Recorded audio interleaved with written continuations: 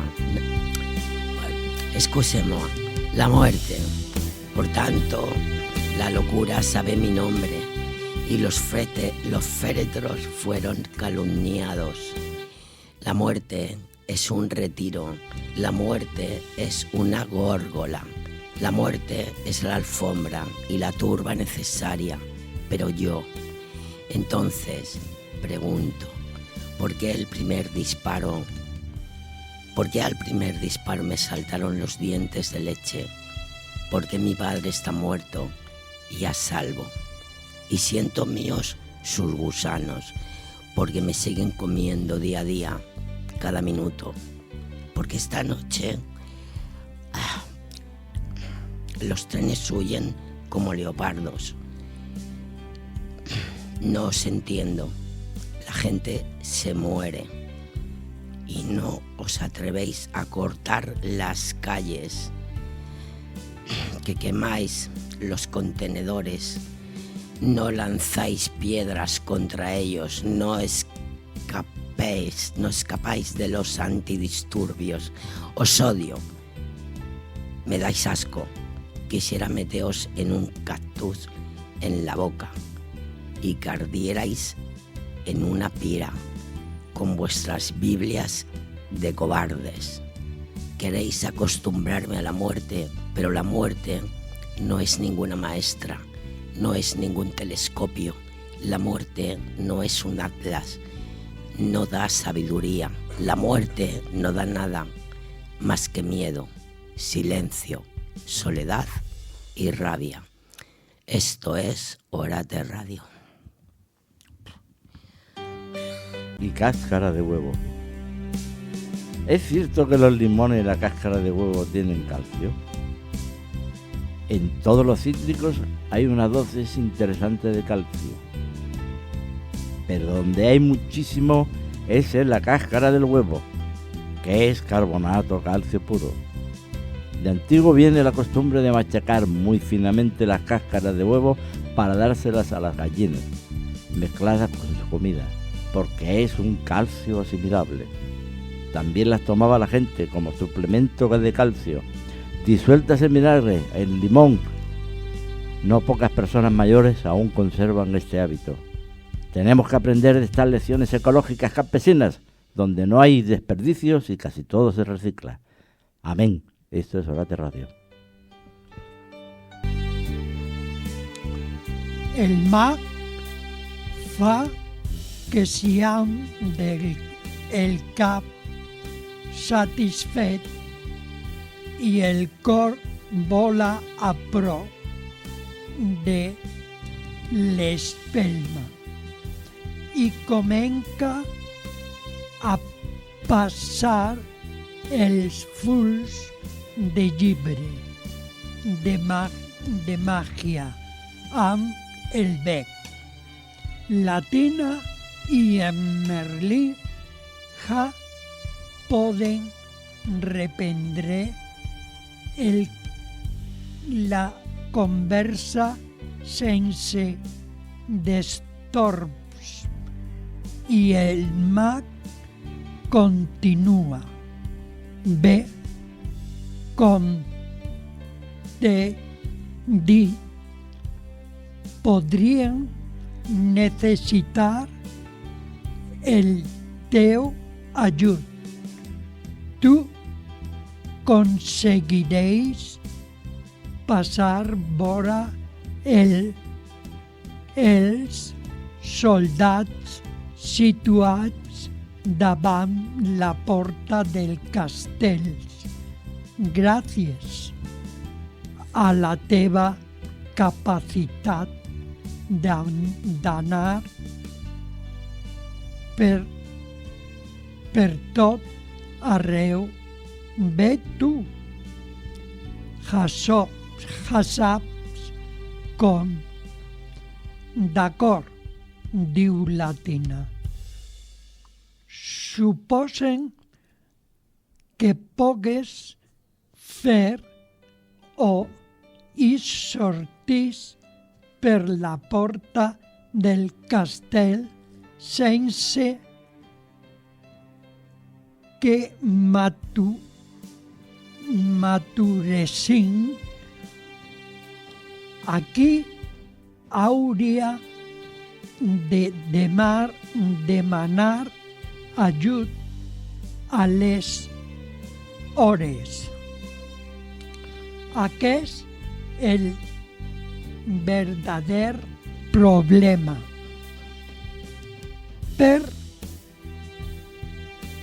Perquè no esperen ajut el de l'exterior, respon en Merlí. El nostre Senyor és molt lluny del país amb els millors guerrers i els comtats dels volants s'han aliat amb els cavallers negres que ell ha subornat amb diners robats del nostre tresor. This is Orate Radio.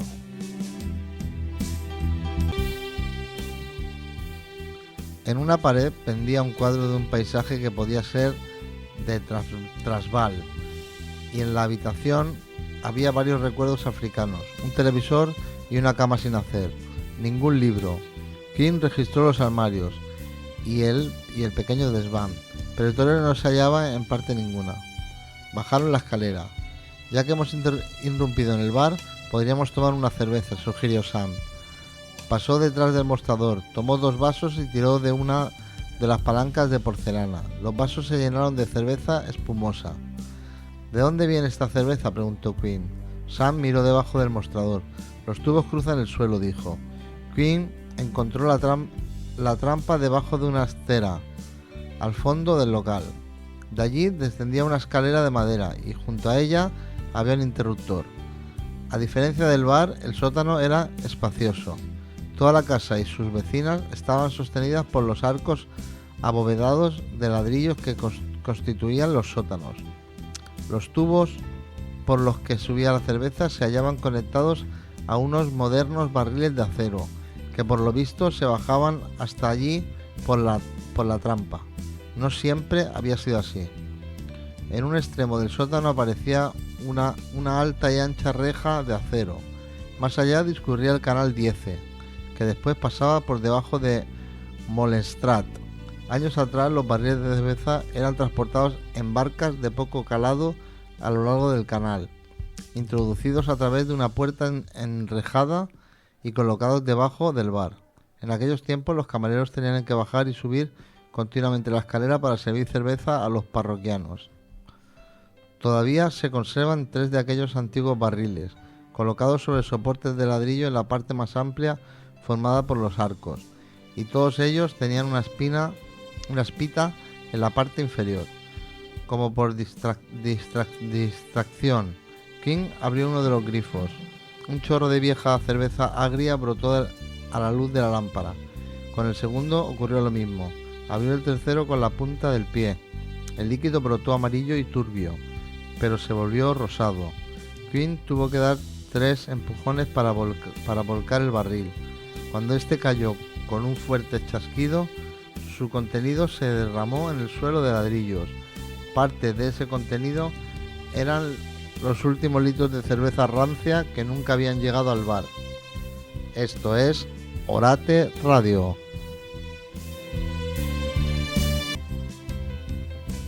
El semen. Frecuente y triste historia la del poeta elegido, afable y partenonio, nacido entre cornalinas, y el 8 de la abundancia, humilde con aeroplano, matrícula en la solapa, mezclado en polietileno y clases particulares, laborioso, aplicado, brillante con facultades de familia, democracia y viajes alejandrinos. Erasmus griego, piano, biblioteca centenaria, a salvo de taras físicas o relámpagos sexuales. Un muchacho inmaculado, un muchacho ejemplar, un orgullo y un modelo que, sin embargo, todavía no ha firmado una sola línea propia, un solo verso distinto, una púa de talento. 7/11/2024. Esto es Orate Radio. La escuela y el semen. Dejas a tus hijos en escuela, frecuente y triste historia, con la sola bujía de tronchar su clave, la del poeta elegido, y matarle a Ícaro, afiable y partenonio, para que entre Mercurios astronauta, nacido entre cornalinas, y salga ajedrecistas del 3.1416 y el 8 de la abundancia. Le mandas a vivir a un corredor humilde con aeroplano, forrado de cornelenes, matrícula en solapa, donde batallones de maestros adiestrados, mezclado en polietileno, conspiran para ahogar al increíble, y clases particulares que oculta su camisa. Laborioso, aplicado, hay que brillante con facultades, cortar su trenza alazana de familia democracia. Hay que, y viajes alejandrinos, arrancarle los faetones, Erasmus griego, piano. Hay que, biblioteca centenaria, granar su rostro de muérdago, a salvo de las taras físicas. Hay que, oh relámpagos sexuales, amante del punto medio y el punto, un muchacho inmaculado. Miedo, un muchacho ejemplar. Domador aventajado, un orgullo y un modelo. Del viento que, hombre de azules provechos, que hombre sobresaliente en física, sin embargo, y práctica todavía no ha firmado una sola línea propia, un solo verso distinto, una púa de talento en la escuela. Esto es Orate Radio.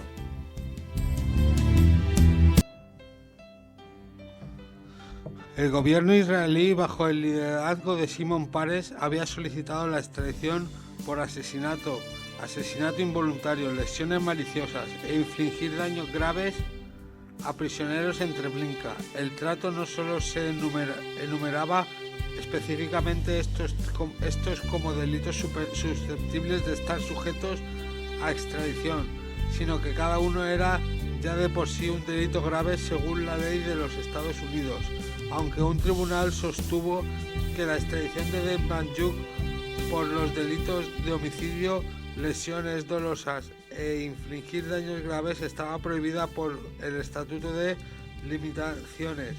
No existía tal limitación relacionada con el asesinato. Por fin, el tribunal no aceptó la lectura literal y técnica de la defensa de John Demjanjuk. El juez Frank Battisti no encontró ninguna razón para suponer que los redactores del tratado intentaron extraditarlo por asesinato y no por asesinatos en masa.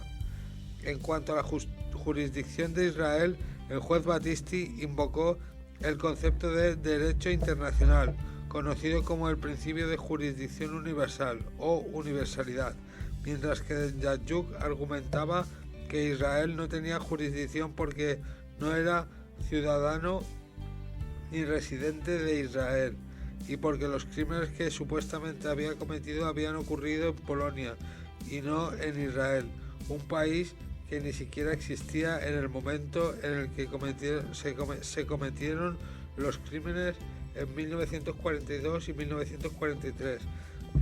Battisti rechazó este argumento porque la mayoría de los países tienen jurisdicción sobre la mayoría de los crímenes según el principio territorial, es decir, Cada nación tiene la autoridad, según el derecho internacional, para castigar ciertos crímenes cometidos fuera de sus territorios, escribió.